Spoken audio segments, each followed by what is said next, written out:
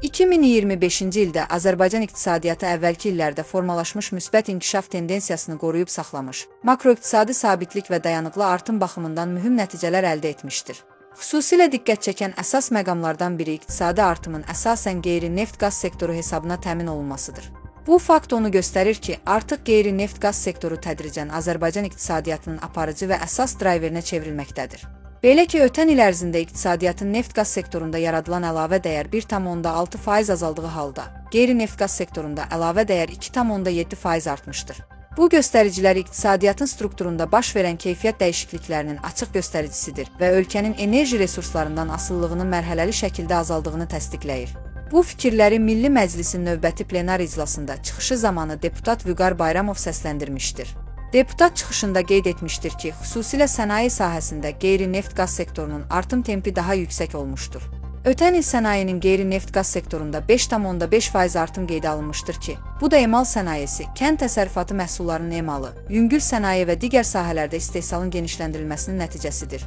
Enerji bazarlarında müşahidə olunan yüksək volatilliyə və qlobal qeyri-müəyyənliklərə baxmayaraq, qeyri-neft-qaz sektorunda əldə edilən bu artım ölkənin iqtisadi inkişafının dayanıqlığını daha da möhkəmləndirir. Bu nəticələr Azərbaycan Respublikasının Prezidenti cənab İlham Əliyevin rəhbərliyi ilə həyata keçirilən dərinləşmiş və ardıcıl iqtisadi islahatların məntiqi nəticəsi kimi qiymətləndirilir. Aparılan islahatlar iqtisadiyyatın şaxələndirilməsi prosesini sürətləndirməklə yanaşı, yeni istehsal və məşğulluq imkanlarının yaranmasına da şərait yaradır. Deputatın sözlərinə görə, 2026-cı ildə qeyri-neft-qaz sektorunun dövlət büdcəsi gəlirlərinin 57%-ni, ümumi daxili məhsulun isə 68%-ni formalaşdıracağı proqnozlaşdırılır. Bu göstəricilər qeyri-neft-qaz sektorunun strateji əhəmiyyətinin daha da artdığını təsdiqləyir. Vüqar Bayramov çıxışında sosial siyasət məsələlərinə də xüsusi diqqət ayırmışdır.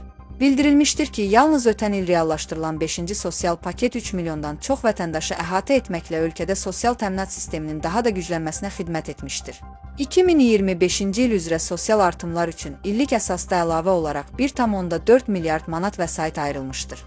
Bu isə onu göstərir ki, 2020-ci ildən sonra Azərbaycan Prezidentinin göstərişi ilə həyata keçirilən sosial paketlər çərçivəsində ümumilikdə 7,6 milyard manat əlavə vəsait vətəndaşların rifahının yüksəldilməsinə yönəldilmişdir.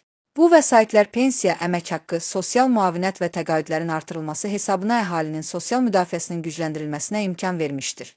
Qeyd olunmuşdur ki, 2024-cü ildə Respublika üzrə orta aylıq əmək haqqı 8,1% artdığı halda, ötən ilin ilk 11 ay ərzində bu artım 9,3% təşkil etmişdir. 2025-ci ilin yekun nominal orta aylıq əmək haqqı artım faizinin fevral ayının əvvəllərində rəsmi şəkildə elan ediləcəyi gözlənilir və ilkin proqnozlara əsasən bu artım 9,2% səviyyəsində olacaqdır. Bu artımlar pensiya təminatına da birbaşa təsir göstərəcək. Belə ki, yaxın günlərdə bütün növ əmək pensiyalarının indeksləşdirilərək artırılması nəzərdə tutulur.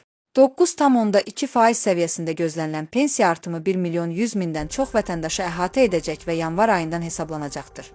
Bu artımlar yaşa görə, əlilliyə görə və ailə başçısını itirməyə görə əmək pensiyası alan bütün vətəndaşlara şamil olunacaq. Proqnozlara əsasən 2026-cı ildə Azərbaycanda orta aylıq pensiyanın təxminən 590 manat olacağı, yaşa görə orta pensiyanın isə 629 manata çatacağı gözlənilir.